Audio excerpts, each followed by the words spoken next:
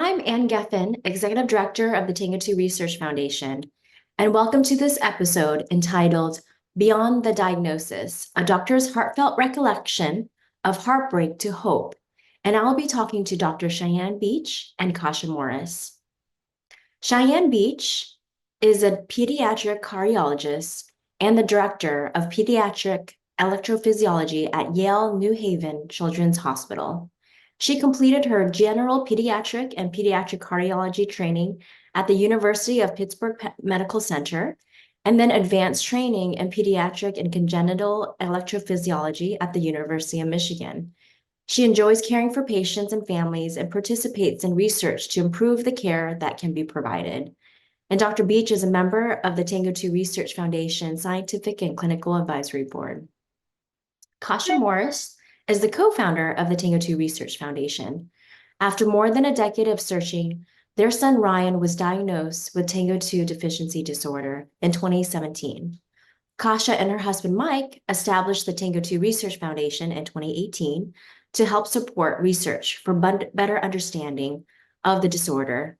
And Kasha is a special education teacher and lives in our farm in East Haddam, Connecticut. Welcome, Kasha. Welcome, Dr. Beach. Thanks for being here. Thanks for having us. I would love to just dive right into it and start with the first question. Kasha, if you can kind of share with me, how did you meet Dr. Beach? Well, when Ryan was diagnosed in 2017, one of the first things we found out from the geneticist was that he needed not just one, but two cardiologists. He needed to be followed by neurologist, endocrinologist. He needed all these specialists, which was frightening to hear.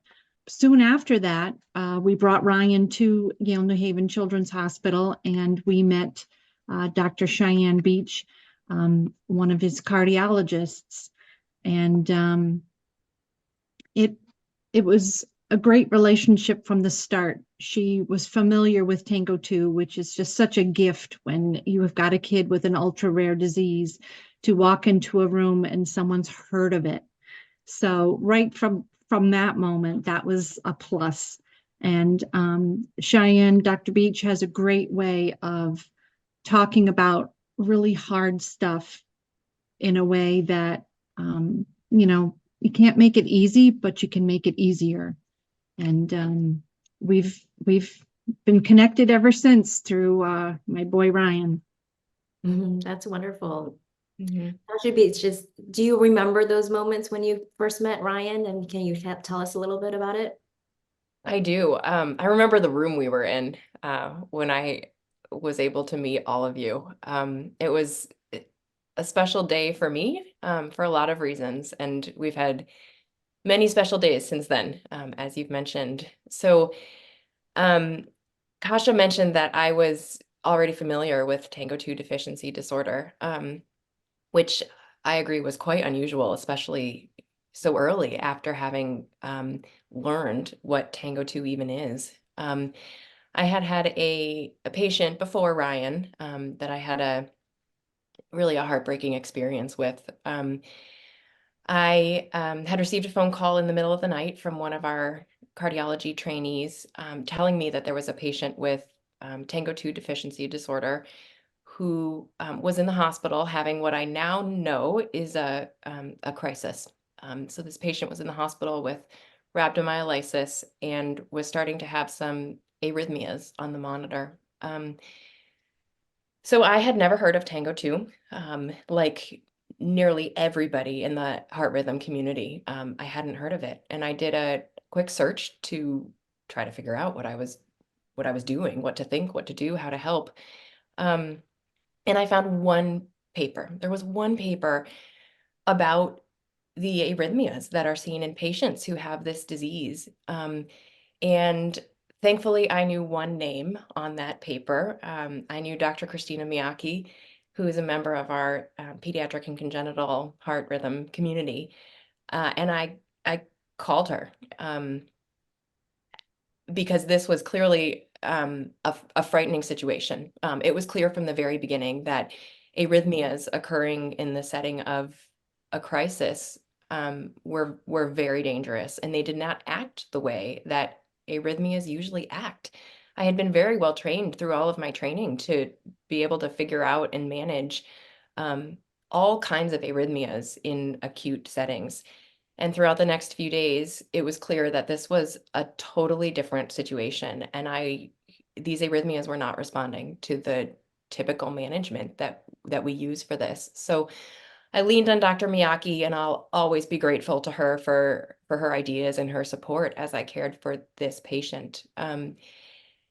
After a few days, this patient passed due to her arrhythmias, due to this crisis that we just did not know enough about to be able to treat successfully. It was a very difficult time, of course, for the family. And it was a very, very difficult time for me, which paled in comparison to the experience of the family. But I wouldn't be doing myself any favors by not acknowledging that that was a really, really difficult situation. It was terrifying to be faced with arrhythmias that I really couldn't successfully manage. And then a short while after that, I heard from our geneticist, who also helps to care for Ryan, that we had another patient with TANGO2 deficiency disorder who was Ryan. And having come right off of this experience and the emotions that came with it, and then meeting Ryan and his beautiful, engaging smile, and having Kasha and then having Mike, Ryan's dad, sit right there and have this amazing conversation to dive in to TANGO2, and to see their motivation to try to help not only their son, but to help other people who've been through this and who would go through this in the future. And that was, as we'll hear about today, that was really the beginning of our relationship. And it's been a very special relationship to me ever since then. That's Great. beautiful. Thank you. Thank you for sharing that. Mm. Kasha, if you can share with me, I know Dr. Beach just mentioned that it was the beginning of a relationship. And of course, it was physician-patient relationship. But in addition to that, can you share a little bit more of how that relationship has evolved since then and the start of the foundation? Yes. I think when we first met Cheyenne, there was a lot of fear from everyone in that room, as you now know, as parents, and Cheyenne's experience that she brought to it. So we had to put together a plan. How are we going to manage this? How are we going to, do our best to protect Ryan? And I remember the second time we met with Cheyenne was another really challenging conversation. At that time, we didn't know if these dangerous heart arrhythmias could happen outside of a crisis. And we wanted to do what we could to protect Ryan. So Cheyenne and she had a conversation with me about defibrillators and the link monitors and other options of ways that we could help monitor Ryan's heart situation and try to be as proactive as we could protecting him. And that's a hard conversation to have, to think about your child needing a defibrillator and one of the portable machines for cardiac arrests, and it's all overwhelming. But I remember not panicking because Cheyenne does have an amazing way of speaking to patients and families. And, I remained calm, and we could have a really good conversation about the pros and cons, and an honest conversation that, we don't know which path is the right one. There's just no precedence here with the rare disease. So I remember that being a really hard conversation, but I think that conversation also did a lot to really connect us and build this special relationship, because we knew we were taking steps forward into the unknown, but we were doing it together. That's wonderful. Well said. And Dr. Beach, to add to that, how do you overcome the fear and frustrations of delivering difficult news of a diagnosis of rare disease, or even just having difficult conversations that Kasha just mentioned? Yeah, I think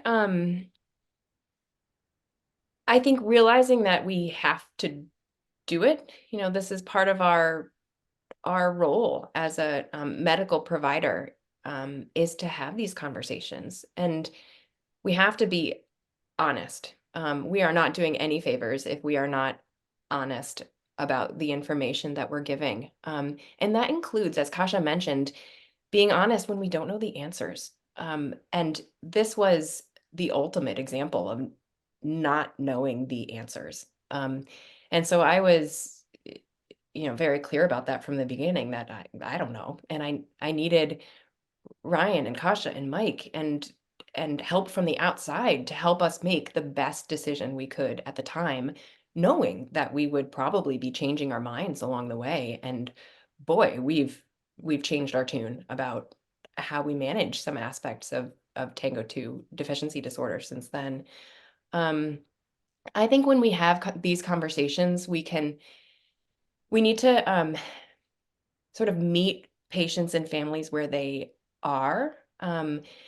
They come into a conversation and have their own agenda, and we as providers come into a conversation and we have our own agenda. So there were, a few things in those first conversations that I knew I needed to bring up and get across, such as the defibrillator question. To cut to the chase on that one, we decided to not put a defibrillator in Ryan, and instead to go with an implantable monitor, the Link monitor that he received. And I had my things that I needed to talk about, and then there were also things from Ryan and Kasha and Mike that they needed to talk about. And so these visits took a while in the beginning, because that's how long it took for us to weave through these conversations to hit the highlights of what we all needed to talk about, in the amount of time that they needed. And then to feel at the end of the conversation that we were on the same page. No matter what visit it is I'm seeing somebody for, there's a feeling at the end of the visit if everything's wrapped up and everybody's on the same page and we all have a plan. And that was also part of our success, was that at the end of each conversation we had a plan about what the next step was, which was helpful for, I think, Kasha, that was helpful for you, and it was certainly helpful for me. Some of the visits took a long time, some didn't take a long time. But we just had to kind of let each conversation lead where it was going to lead. We came in with our own agendas, but then we let those conversations be organic, and some were happy and we laughed our way through the visits, and some were sort of scary for both of us. And Kasha, I love so much how you said that we were making progress into the unknown, which was really scary, but we were doing it together. And that made it a lot more comfortable for both of us than it otherwise could have been. Yeah, that's great. I like the idea of always having a plan in place.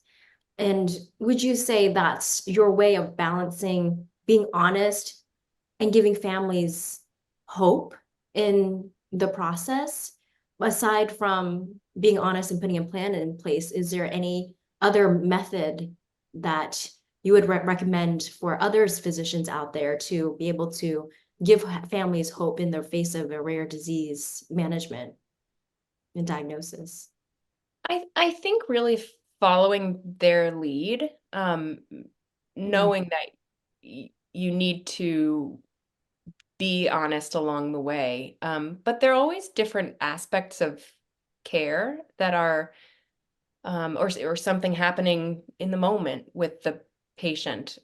And recognizing the emotions that the patient and the family are coming into the visit with.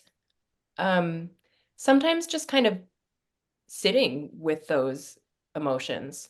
You know, certainly I'm never going to say this isn't so bad if somebody thinks that it is so bad. And I'm never going to say, well, here's a silver lining if that's not how they're feeling that day. I think that that's not helpful. Sometimes saying, I don't know the answer, but I'm here with you and I want to explore this with you. And I'm going to ask other people their opinions so that we know that we've done everything we can in this moment. And so sometimes I guess we could use the word hope. I think sometimes the hope that comes out of it is that you have someone with you. I don't have a child with an ultra rare disease, but I can only begin to imagine how lonely it can feel sometimes. And if you feel, I believe, if you feel that you've got somebody in your corner fighting with you, that gives a lot of comfort and hope too, because again, as you'll see throughout this conversation, there's a lot of hope that has come out of what we've been able to do. And oh my gosh, what the Morris family and the rest of the people involved in the TANGO2 Research Foundation have been able to do. Yeah. So we were able to get a lot of things to be hopeful for. Although I have to say it didn't always feel that way. Yeah. Yeah. No, that's great. And that's a perfect segue because I wanted to ask you, Kasha, how did you handle the fear and frustrations of hearing difficult news? And of course, that will segue into talking about starting at the foundation. But in those moments, I mean, how did you handle it? And what type of advice would you give for other families? Yeah, it's hard. You are afraid, and you don't have any information, you don't understand it. And as a mom, you feel like your job is to kiss things and make it better. When your child's suffering, you just feel like you're the one that's supposed to fix it, and take that struggle away. And when you can't do that, there's a profound feeling of helplessness. And I think for me, even from the time Ryan was 1 all the way through this whole journey, when I was afraid, the one thing I knew is I couldn't do nothing. So I was always looking for, okay, this isn't working. What can I try next? Whether it's let's try a different doctor, let's try a new specialist, let's look into maybe this test. Let's try this food, let's try this routine, let's try this vitamin. I was always looking for something to try because I just felt like I couldn't do nothing. And even when it came to his diagnosis, we had always hoped, all right, we're going to just keep moving forward until we get the diagnosis, then we'll fix it. And so when we got the diagnosis, it was, again, that profound fear when you hear there's no fix. And not only is there no fix, there's not even any information. That, again, was like a huge setback in terms of, our fear, because for 15 years we had kind of lived with Ryan. Ryan was Ryan, and we kind of at times felt like, we may never get a diagnosis. That's okay. We're just living our life until his symptoms would pop up again and affect his quality of life. Then we were like, all right, we can't do nothing. We can't just coast through life here. We got to do something else. So I think the same thing happened when we got that diagnosis, and there was no forward motion. There was no way to go path forward. And we knew we couldn't do nothing. So, Mike was the first to say, well, let's start a research foundation and try to, put some money and try to speed up the research process so that we can get answers faster. And I remember saying, we don't know how to do that. We don't know how to run a research foundation. But I think it all comes down to when you're not sure what step to take, a path usually does reveal itself when you take action. And we just keep taking action and surrounding ourselves with people who can help us do that. Yeah, And it's working. that's fantastic. And I know, Dr. Beach, you've been heavily involved with the foundation and has been such an asset to the organization. And there really are so many worthy places out there to put your efforts, with your experience and your expertise. But what was, deciding factor that made you want to support the foundation and put so much time and effort with us? Yeah. It was a number of things. I think part of it was it was the right time and it was the right place. And it was a space that that sort of felt right, as soft and squishy as that seems. I had just been through this, as I said, very heartbreaking situation. And here I was with the motivation, with opportunity, and with the ability to do this. And what more would we want as, human beings and heart rhythm providers to be able to help this space? I didn't want patients and families to go through what I had witnessed. And honestly, I didn't want providers to go through what I had witnessed. I imagined hearing from other cardiologists, from other heart rhythm providers that,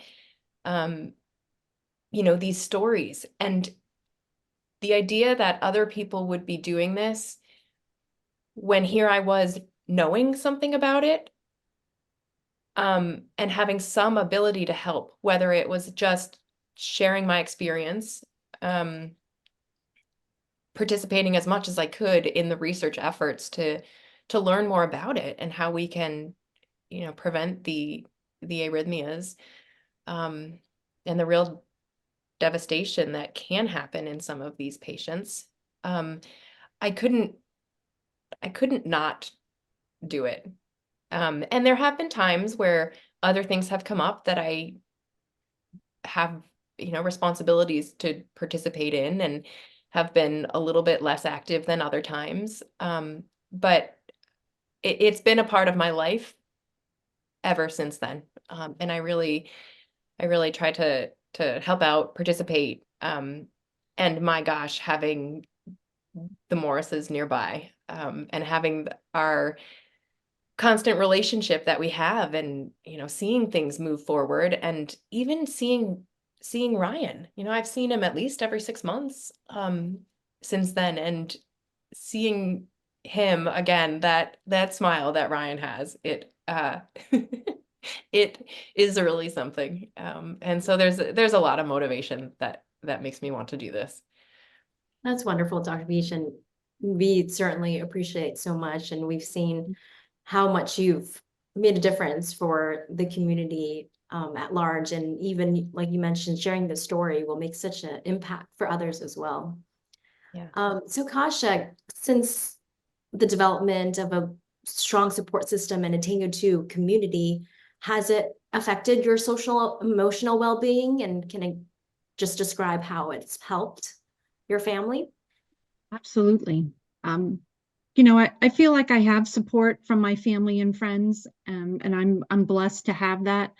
But I do have to say, when we first found the TANGO2 community in a tiny little Facebook group, that was like a family reunion on a whole nother level.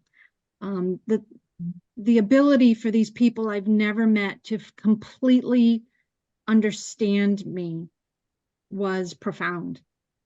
They knew my experiences, my thoughts, my hopes, my fears. We just get each other in that community. And, all our kids are very different. And, there aren't any two TANGO2 kids that are exactly alike in their symptoms and the way they are and their presentation. But there's just so many things we all have in common as a community. And just knowing that is out there, and that someone gets it.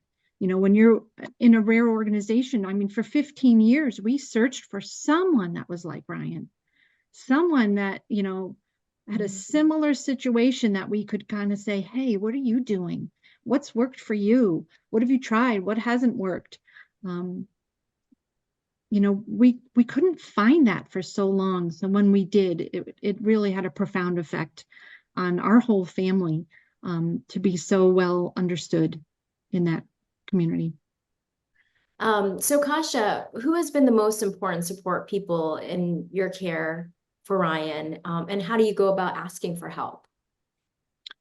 Well, I feel like there's a lot of people in my world that will offer help and that support us through all of this, families, friends, Ryan's sister, Caitlin, all of the doctors and medical providers that care for Ryan.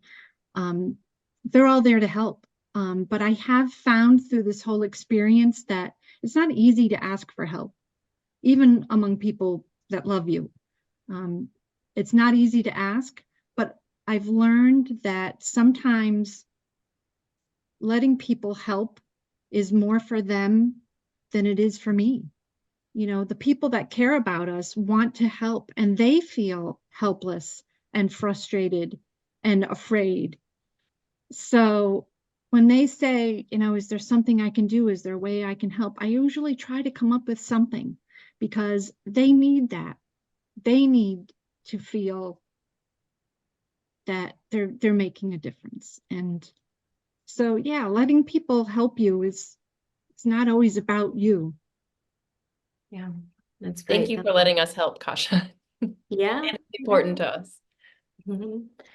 Yeah, I was on a call with David Longman and the Taggarts recording another podcast, and the Taggarts had said that David reached out to them when they got when they got Jake's diagnosis, and he immediately had talked about the B vitamins and the treatments and just the immediate connection that they had. And Taggarts were just incredibly grateful that David just reached out, and they were strangers to each other, and yet David was willing to help. And I think I can sense that David felt really, really happy that he helped a family. So yeah, it was well said, Kasha. You're absolutely right.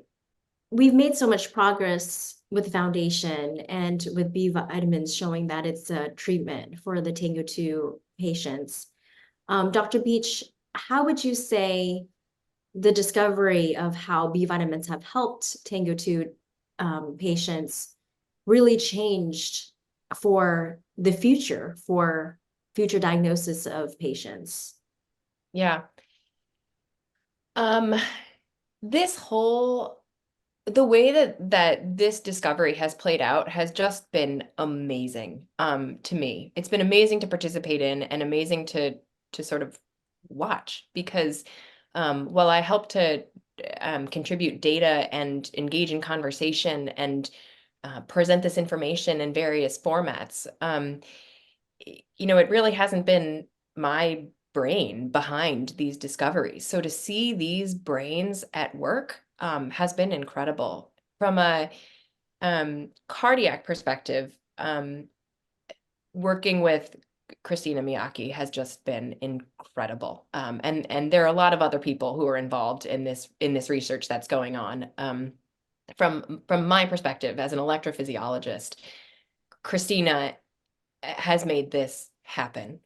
So she and her team, including Dr. Lalani, have created a natural history study, which is collecting information, because in the beginning, that's all we could do. That's all we had was people like the Morris family who were willing to say, yes, we'll tell you about our child. We'll submit samples. We'll spend however much time is needed talking to you to figure out what's going on. And we want to figure out anything.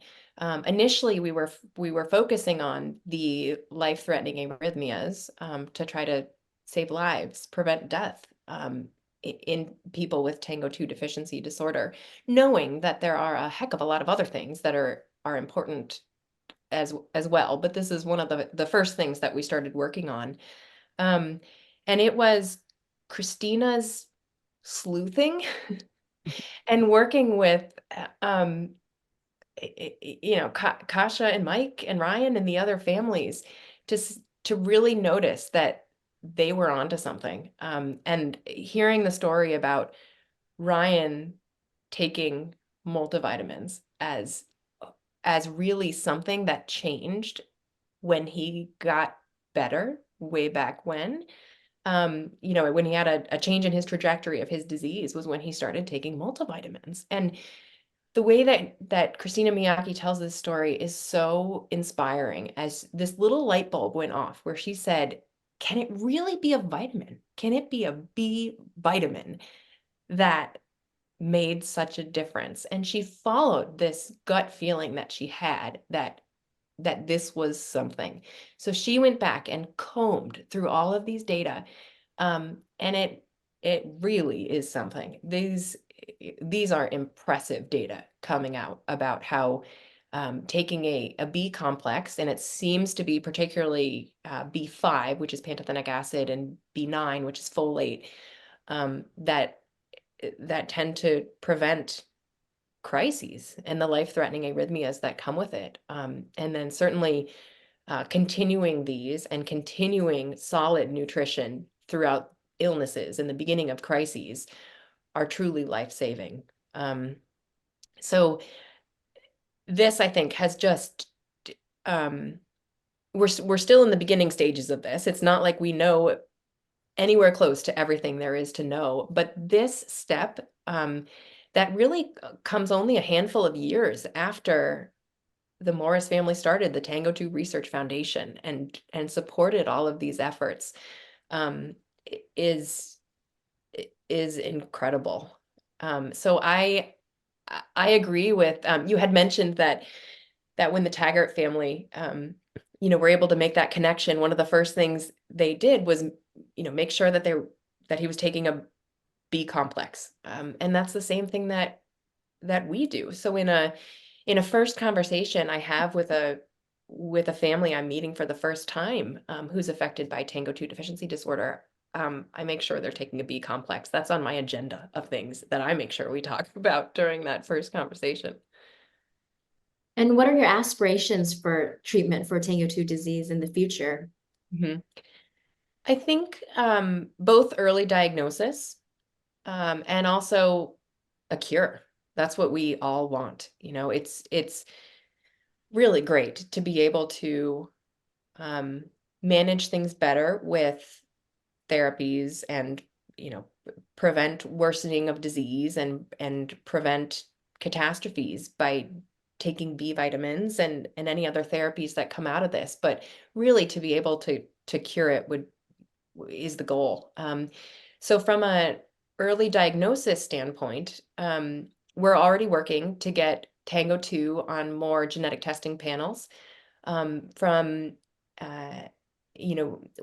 somebody presents with symptoms of, say, rhabdomyolysis, we can send genetic testing for genetic causes of rhabdomyolysis. Same thing for seizures, same thing for developmental delay, same thing for the arrhythmias. So things like long QT syndrome, things like Brugada syndrome. There are even general cardiomyopathy, meaning heart muscle disorder, and arrhythmia panels. And so we're working to get TANGO2 on the appropriate panels so that this can be found in patients who have concerning enough symptoms that a genetic testing panel is sent. Ideally, I would love for this to be on a newborn screen somehow. We don't yet really have a way of including this on newborn screening, but there's got to be a way. And so I'd love for that to happen so that we can implement treatment, educate families, and then hopefully pursue, from a cure perspective, I'd love gene editing so that we can go through and fix their TANGO2 genes, so that we don't need to do all this for them. That would be the goal. What about you, Kasha? Anything to add to that? I think those are great goals, by the way. I think what I always like to add to it is that I want to not only all of that, Cheyenne, but I want to do it fast. Yes. You know, Yes, I I love think that. the clock has always been kind of ticking for us since the time we started the foundation, because, you know, Ryan was 16 when he was diagnosed, and the oldest we knew with the disease was 18, and that child passed away the first year. So there's always a sense of urgency to all this too. And we celebrate the progress we've made, and we've got our goals set for where we want to be. And I just want to add to that, that we want to do it quickly with urgency. And, you know, one of the ways I think we've been able to find answers as quickly as we have is because our network is filled with people who have a collaborative spirit.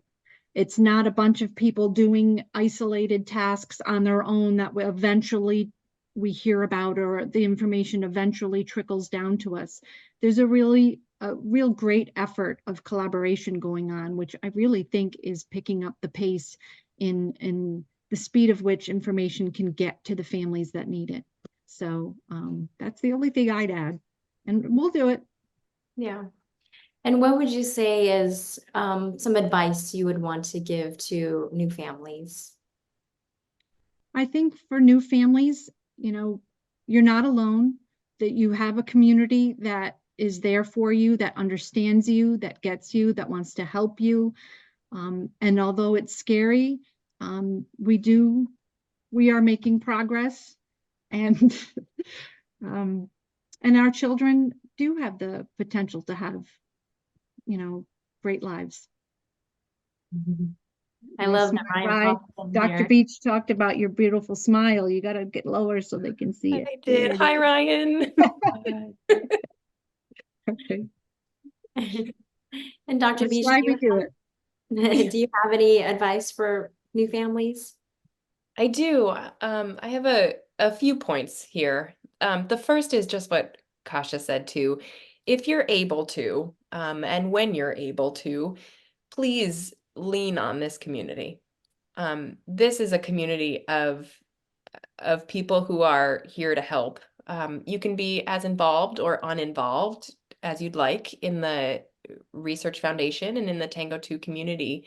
But I think that having other families who have been through something similar is entirely invaluable. The second thing I would say, just from a practical perspective, is to develop an emergency action plan. This from the very beginning is something that we want to be prepared for. So this is another item on that agenda that I have when I'm first meeting people, that in the event of a significant illness or a crisis, we want to have a plan. We have examples of emergency action plans on the TANGO2 Research Foundation website. And they're templates that are all filled out, and these are in excellent shape. I suggest working with your cardiologist or with a metabolic or genetic specialist if you have one available. And I'd also like to say that those of us, especially on the clinical advisory board, and you can see the list of names, are always willing to help. We've got people from various subspecialties. And so if your providers are not yet familiar with TANGO2, we can help them. And there are a few key points that I would make to somebody when developing an emergency action plan. And I think that these would really be key. And so please, please, please feel free to reach out to us and establish one of those emergency action plans. And then I think that the third thing would be the B complex. I mentioned this already too, but we have excellent data to show that these B vitamins, especially B5 and B9, can prevent crises.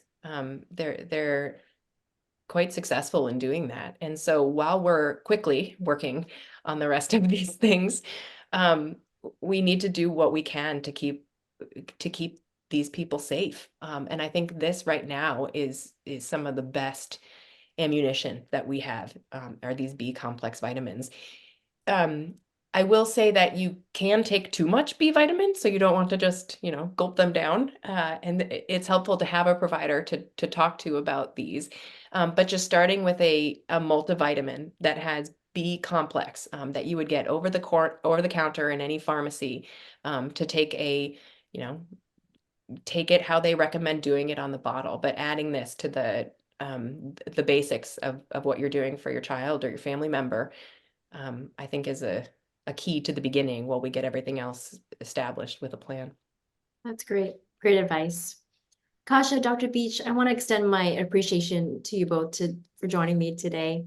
Your willingness to share your story and insights provides invaluable guidance to our families and caregivers, and I know they'll really enjoy listening to this podcast.